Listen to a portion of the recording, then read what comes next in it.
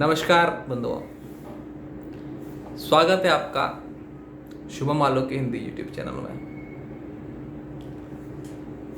Channel का पहला video है, फोकस थोड़ा क्लियर कर देते हैं। इंग्लिश का एक चैनल है, बहुत अच्छा, बहुत उम्दा। जो कंटेंट जो प्रोड्यूस हो रहा है वो कंटेंट थोड़ा मिक्स हो जाता है। हिंदी कौन सा, इंग्लिश कौन सा है पता नहीं चलता। उसे अभाव की पूर्ति हेतु हिंदी में एकदम ही नया और अलग ये चैनल है ना। इसमें केवल हिंदी में कंटेंट डालूंगा, वो टाइटल वाइटल इंग्लिश में लिखना पड़ेगा।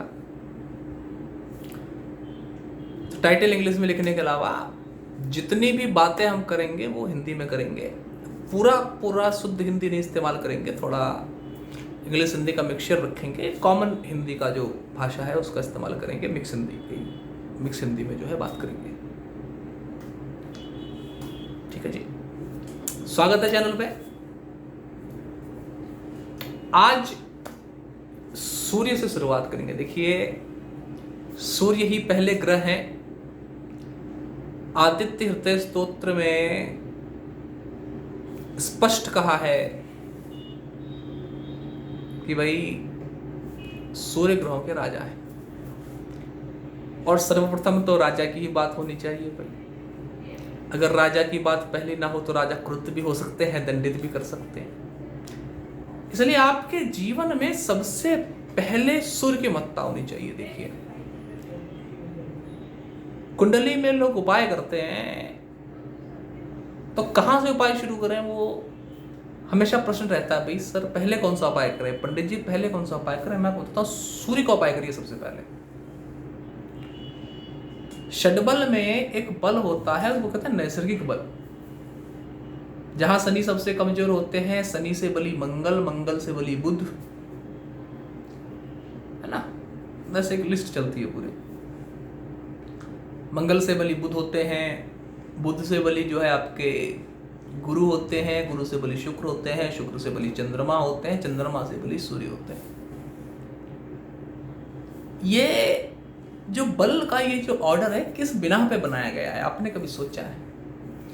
ग्रह की रोशनी के बिना पे बनाया गया है इसको। सूर्य सबसे चमकीला है, सबसे बलशाली लिया। सूर्य से कम चमकीला चंद्रमा है, सूर्य के बाद लिया। उससे कम चमकीला शुक्र है, उसके बाद लिया। उससे कम चमकीला गुरु है, इसलिए उसके बाद लिया। उससे कम चमकीला बुध है, इसलिए गुरु के बाद बुध लिया। उससे कम चमकीला मंगल है, इसलिए बुध के बाद मंगल लिया। और सबसे कम चमकीला शनि है, उसको सबसे अंत में लिया।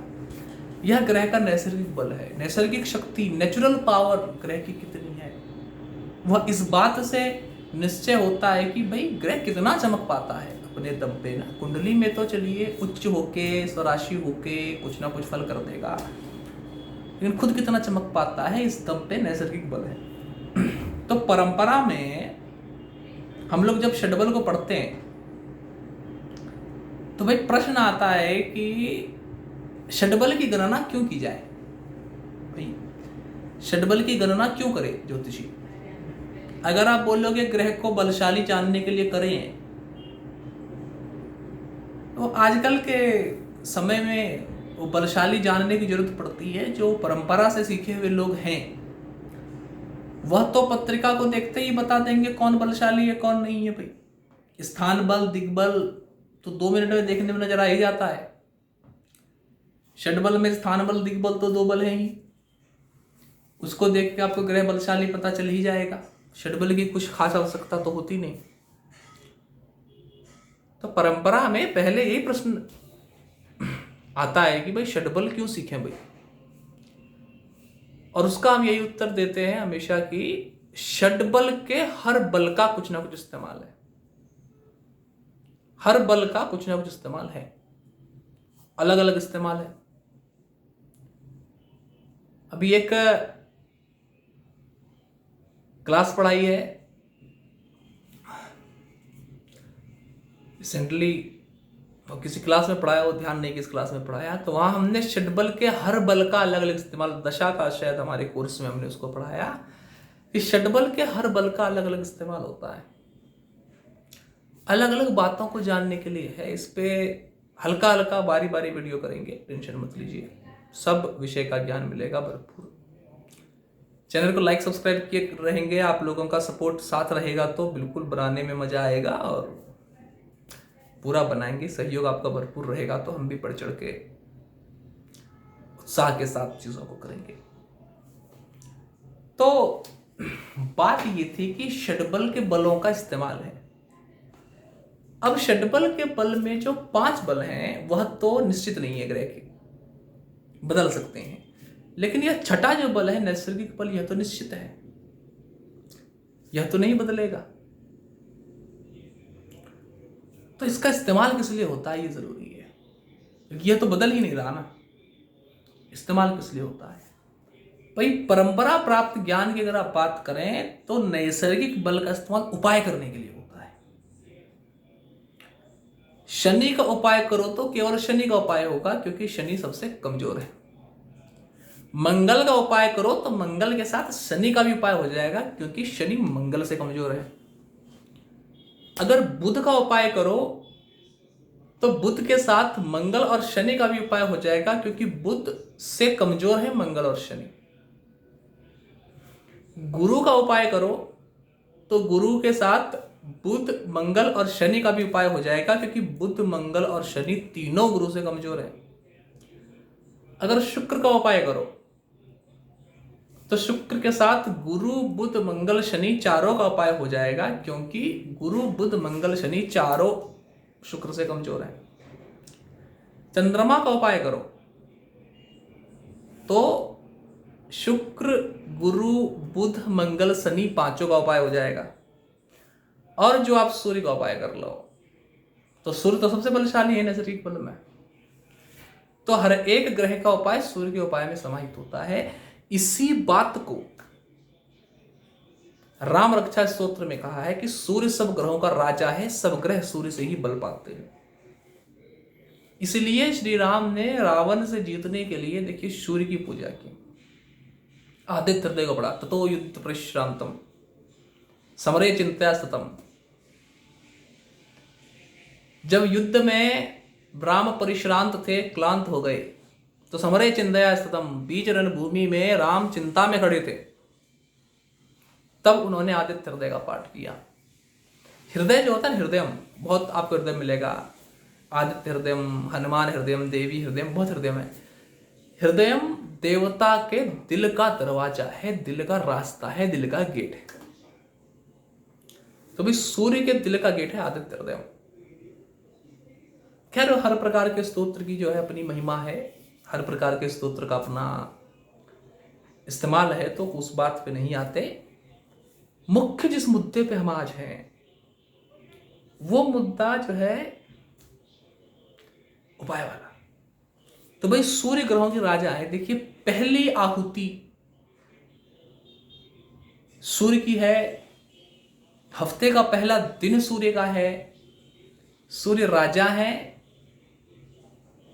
उनकी इज्जत बराबर से होनी चाहिए। तो आपको अगर जिंदगी में कुछ भी, मतलब बहुत लोग ना मेरे पास आते हैं, सर बहुत उपाय किए सर, कुछ काम नहीं किया सर। अरे सूर्य का उपाय नहीं किया भाई, वो सबसे पहले सबसे जरूरी है सूर्य का उपाय। चंद्रमा निखिल ग्रह वीरी बीजम कहा है कि चंद्रमा सब ग्रह के बल का बीज है, लेकिन चंद्रमा को तो रोशनी सूर्य से मिलती है ना भाई। सूर्य सबसे बलशाली है, सूर्य को पहले पुश करना चाहिए। इसलिए आज शुरू करेंगे सूर्य से, आज शुरू करेंगे सूर्य से, पहला वीडियो सूर्य पे करेंगे। आज एक रिसर्च कॉन्सेप्ट आपके सामने लेके आता हूं। तो क्या हुआ कि परंपरा में जब हम उत्तर देने लायक हो गए तो प्रश्न पूछा गया भाई कि आपको क्या लगता है ज्योतिष का प्रभाव इंसान पे कैसे पड़ता है। इसमें मेरा उत्तर यह था कि बच्चा माँ के गर्भ में रहता है। अब माँ के गर्भ में देखिए पेड़ पौधे फूल पत्तियां तो है नहीं, पानी में ही बच्चा है ना, गर्भ में तो पानी ही होता है, जल होता है। उस जल से पहली बार बच्चा बाहर निकला और जब बाहर निकला, इस वातावरण में आया जिस वातावरण में वो अपनी जिंदगी जीने वाला है, तो उस वातावरण में कुछ प्रभाव पहले से विद्यमान थे। जैसे वातावरण में गर्मी थी या सर्दी थी। अगर सूर्य 10वें भाव में है तो मतलब दोपहर का समय है, तो वातावरण में गर्मी थी। अगर रात 12 बजे का समय है तो चंद्रमा अपने उफान पे थे, तो वातावरण में सर्दी थी। तो वह वातावरण में जो प्रभाव है ग्रहों का, ग्रहों की ऊष्मा का, ग्रहों की गर्मी का, सर्दी का, वह आदमी के, वह उस बच्चे के शरीर से पहली बार जिस क्षण पड़ी, उस क्षण छाप पड़ने के जैसा हो जाता है। जैसे कभी आप कोई नया नया सीमेंट का प्लास्टर हुआ हो और उस पर कोई बच्चा दौड़ जाए, कैसे छाप पड़ जाती है पूरी सीमेंट में, कोई दौड़ा है। तो उस प्रकार की छाप, उस प्रकार का दाग ग्रह का जो है इंसान पे पड़ जाता है। वहीं से जन्म पत्रिका की शुरुआत होती है। वो ग्रह का जो पहला जो छाप है, वो छाप डिसाइड करता है कि अब आगे क्या होने वाला है।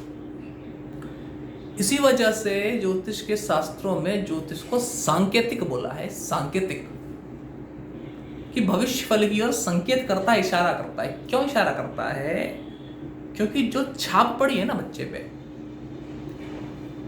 बच्चे के जिंदगी में जब भी फैसला लेने की बात आएगी, बच्चे के जिंदगी में जब भी बच्चे की इच्छा पूछी जाएगी, जब भी डिजायर उसका पूछा जाएगा, तो उस छाप, उस प्रभाव के हिसाब से आप समझो कि ये ग्रहों का छाप संगति के जैसा है।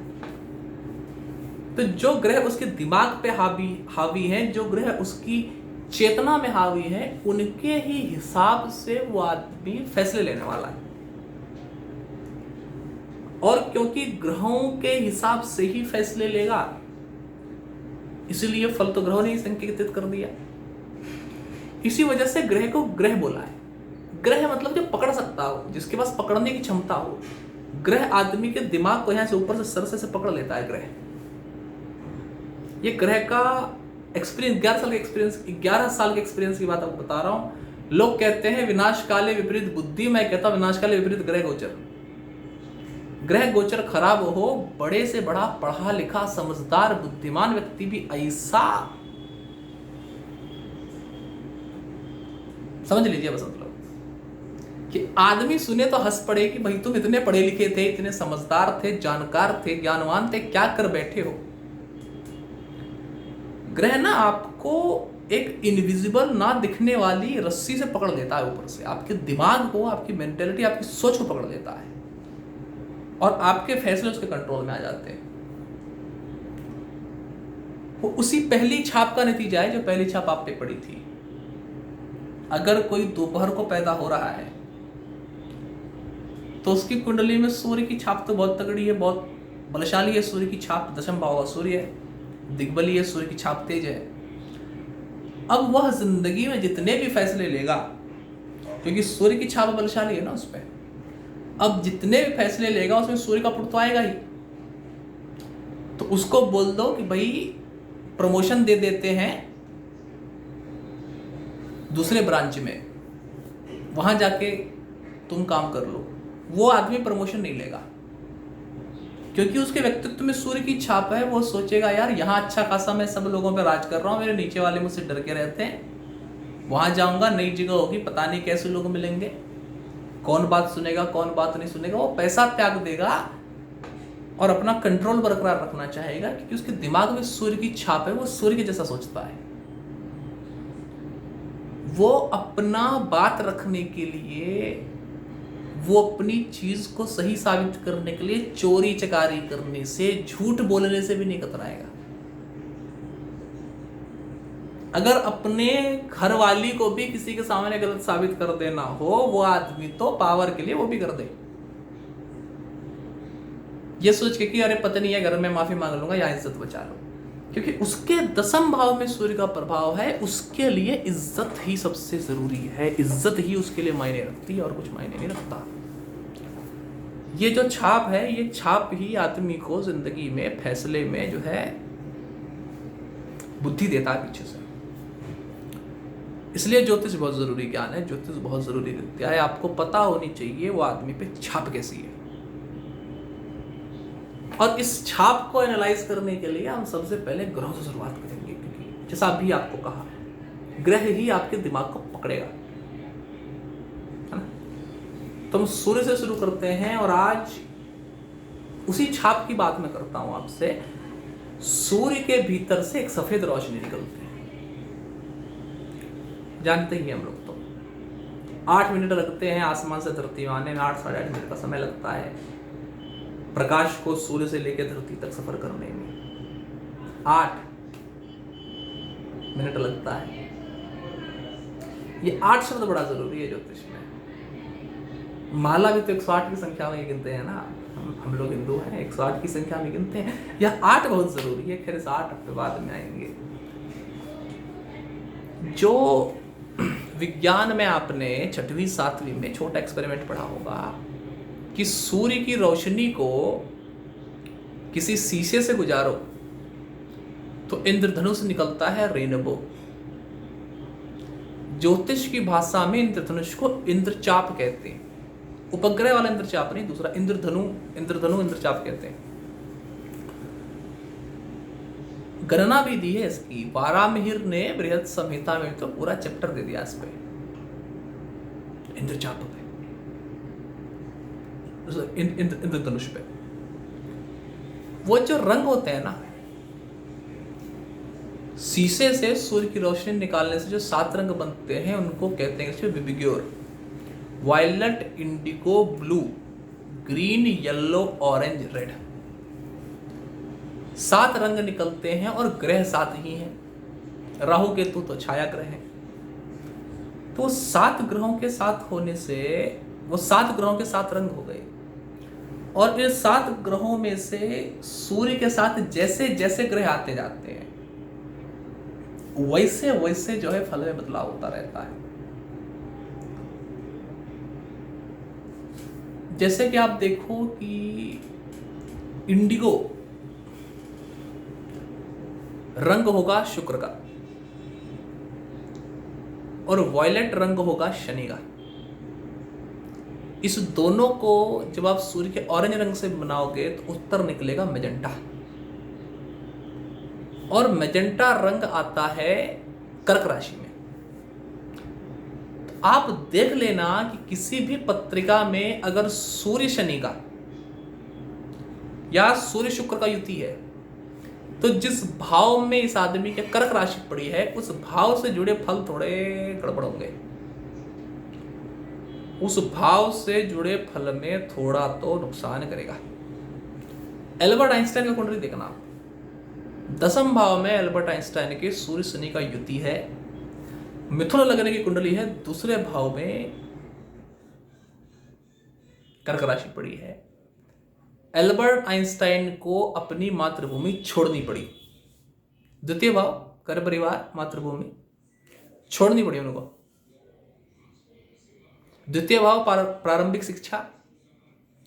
इतने बड़े वैज्ञानिक एल्बर्ट आइंस्टाइन शिक्षा में प्राइमरी वाले में कॉलेज तक में कुछ खास बढ़िया नहीं थे। देखिए पत्रिका आप।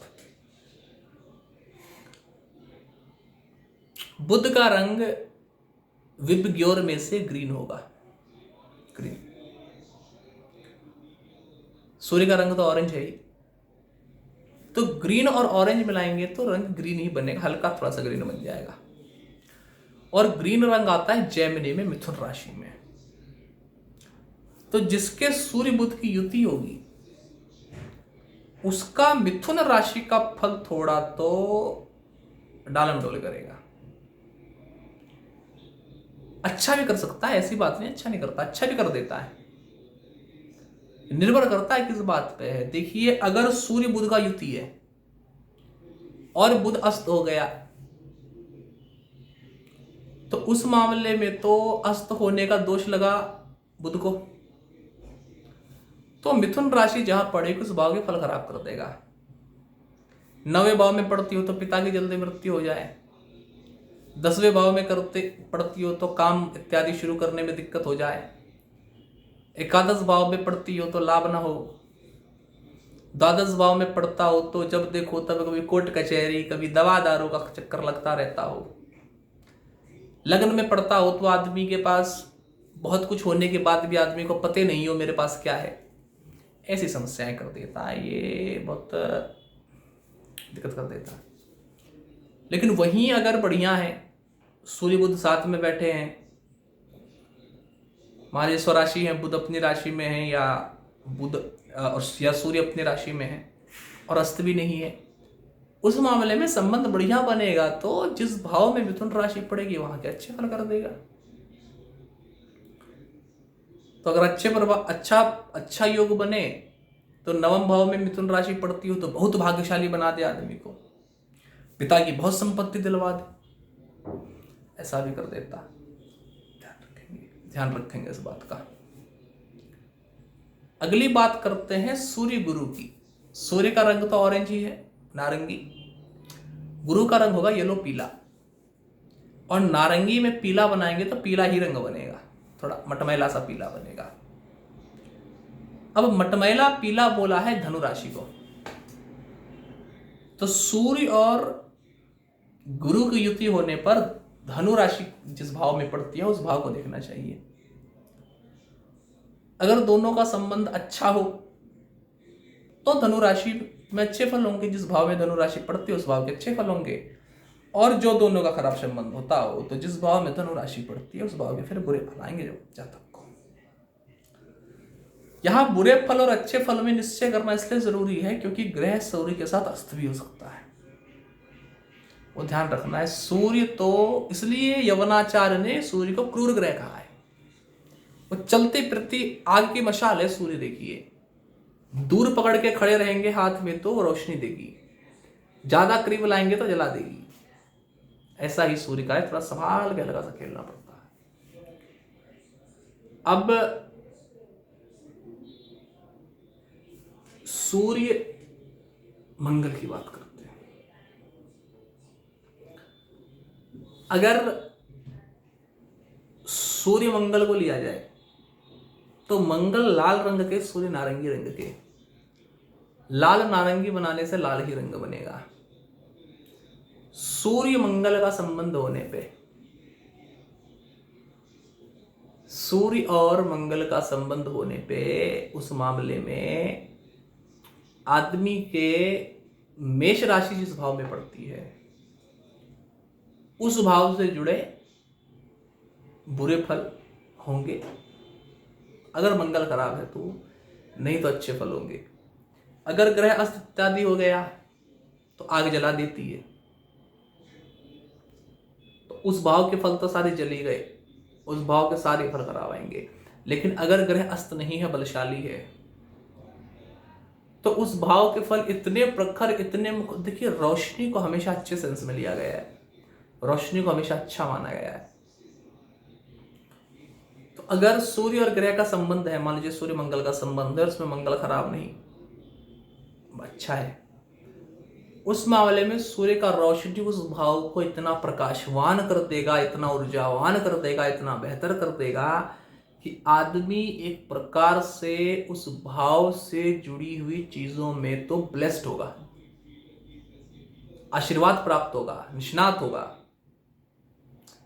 सूर्य मंगल का मान लीजिए अच्छा संबंध कहीं पड़ा हो और मेष राशि एकादश भाव में पड़ती हो, तो उस मामले में आदमी के पास धन ही धन, सुख ही सुख, इच्छा की पूर्ति, जो चाहे वो पाले जैसे अच्छे फल करेगा। और जो खराब हो तो यही एकादश भाव में पड़ी हुई मेष राशि आदमी को पैसे की समस्या, कुछ सोचा हुआ कार्य पूरा ना हो पाना, जहां जो काम सामने वाला आदमी एक बार में कर लेता हो, इनको करने में 6 बार का समय लगना, ऐसी चीजें कर देगा।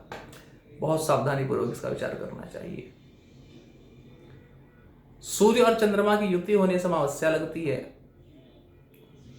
और सूर्य और चंद्रमा की दूरी होने से पूर्णिमा लगती है। यह जो संबंध की जो बात मैं कर रहा हूं, यह दृष्टि से भी हो सकता है, युति से भी हो सकता है।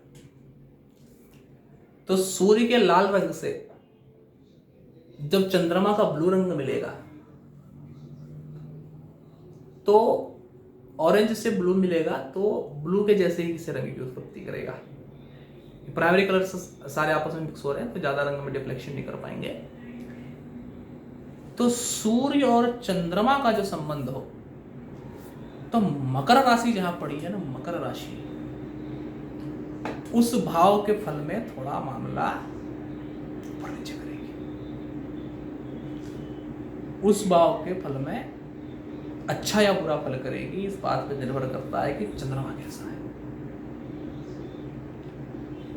एक बार फिर से रिपीट कर देता हूं, सूर्य शनि और सूर्य शुक्र के संबंध होने पर हमें जो है कैंसर राशि, कर्क राशि देखनी है। सूर्य चंद्रमा के संबंध होने पर मकर राशि देखनी है। सूर्य मंगल के संबंध होने पर मेष राशि देखनी है। सूर्य बुध के संबंध होने पर मिथुन राशि देखनी है। और सूर्य गुरु के संबंध होने पर धनु राशि देखनी है। जिनकी भी पत्रिका में सूर्य के साथ किसी ग्रह का संबंध हो, वो इन राशियों, ये राशि जिस भाव में पढ़ते हैं उस भाव के कैसे फल उनके जीवन में आ रहे हैं वो कमेंट सेक्शन में बताएंगे। और जिनका चार्ट मुझे लगेगा बहुत अच्छा, इंटरेस्टिंग, जिन्होंने बहुत अच्छे से जो है उत्तर दिया होगा, उनके चार्ट पे जो है चर्चा भी, उनके चार्ट पे कैसे इसका फल आगे होने वाला है, इस बात पे चर्चा किसी वीडियो में कर लेंगे। समय निकालने के लिए बहुत धन्यवाद। लाइक सब्सक्राइब करने की जरूरत है नहीं, अच्छे सामान की कदर करना आप लोग जानते ही हैं, समझदार का ज्ञानी गुणी लोग हैं। देखने के लिए धन्यवाद, समय निकालने हेतु बहुत बहुत धन्यवाद। नमस्कार।